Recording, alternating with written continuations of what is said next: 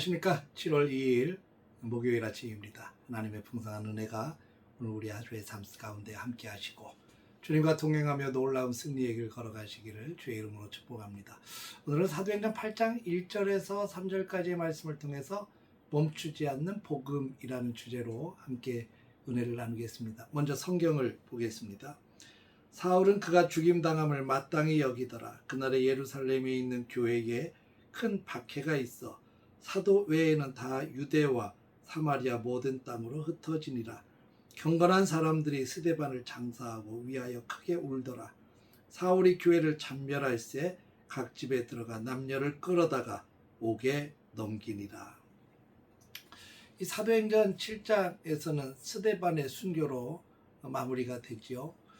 그는 돌에 맞아 죽어가면서도 원수를 용서하며 하늘의 우편에 계신 예수님을 바라보았습니다. 그리고 오늘 본문은 그 순교 이후에 일어난 일을 기록을 하고 있습니다.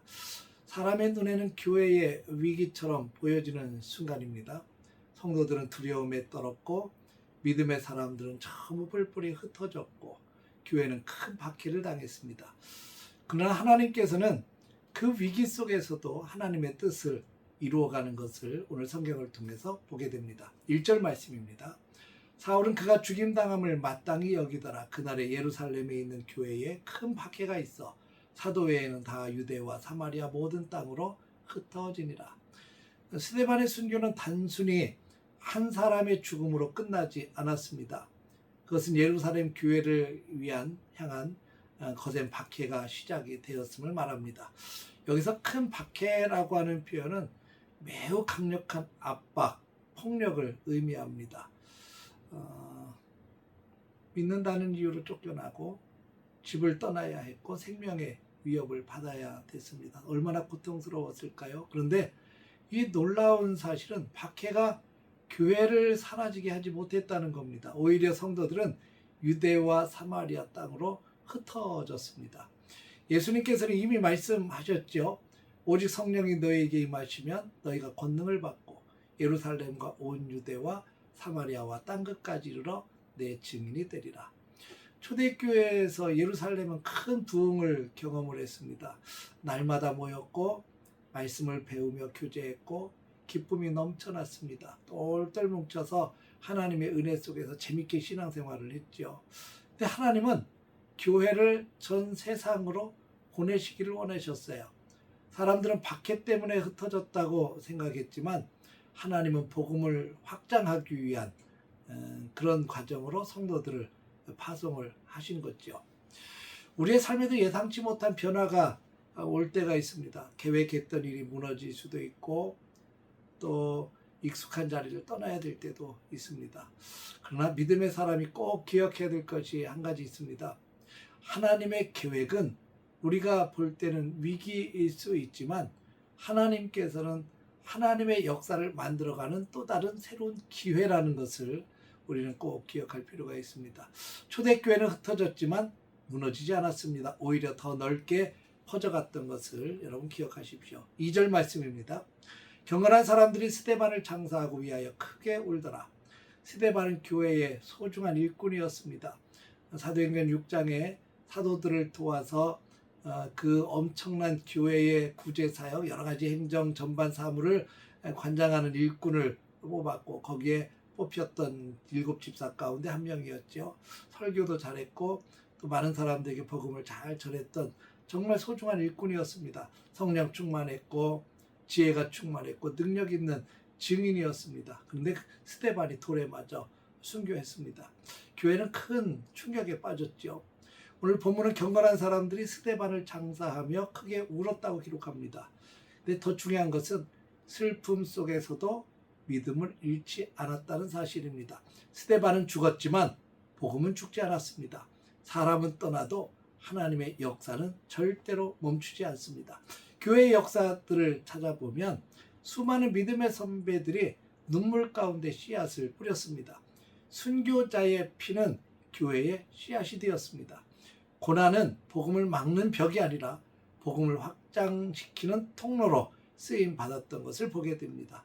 오늘 3절 말씀을 보면 사울이 교회를 전멸할새 각 집에 들어가 남녀를 끌어다가 옥에 넘기니라.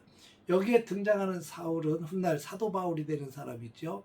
당시에 사울은 누구보다도 열심히 교회를 핍박하던 사람이었습니다. 오늘 본문에서 잔멸하다라는 표현이 나오는데 맹수가 먹이를 물어서 막 쥐어치져 뜯는 모습을 표현하는 아주 매우 강한 단어입니다. 그는 집집마다 찾아다니면서 성도들을 체포했죠. 남자만이 아니라 여자들도 끌고 갔습니다. 그의 목표는 교회를 없애는 거였습니다. 그러나 역사는 전혀 다른 방향으로 흘러갑니다.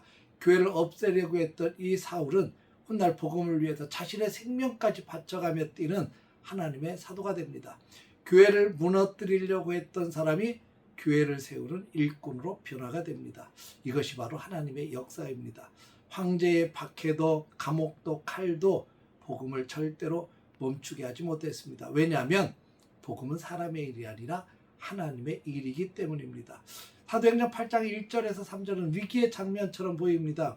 박해가 있고 눈물이 있고 두려움이 있습니다. 그런데 하나님은 그 모든 사실을 이 상황을 통해서 복음을 더 확장시키는 기회로 삼으시고 계셨습니다.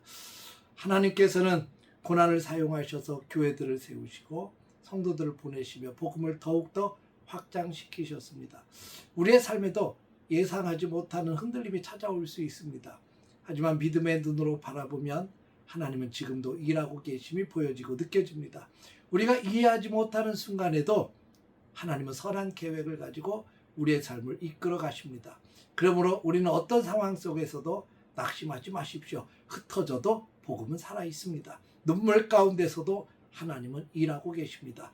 오늘도 하나님께서 귀한 날 주셨는데 오늘도 하나님께서 우리의 삶을 사용하셔서 복음의 통로가 되었으면 좋겠고 또 어떤 상황 속에서도 믿음을 잃지 않고 오직 주님을 바라보며 담대하게 복음을 선포하고 하나님의 역사를 이루어가는 데 쓰임받는 저와 여러분의 삶이 되어지기를 주의 이름으로 축원합니다. 기도하겠습니다.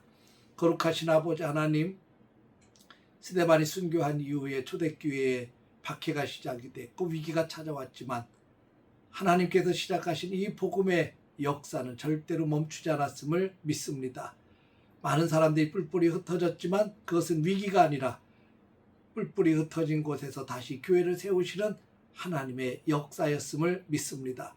우리에게도 다가오는 수많은 위기와 고난들을 하나님께서 하나님의 역사를 만들어가는 기회로 삼아주시고 놀라운 승리의 삶을 살 수 있도록 날마다 우리를 붙드시고 인도해 주옵소서. 예수님의 이름으로 기도했습니다. 아멘.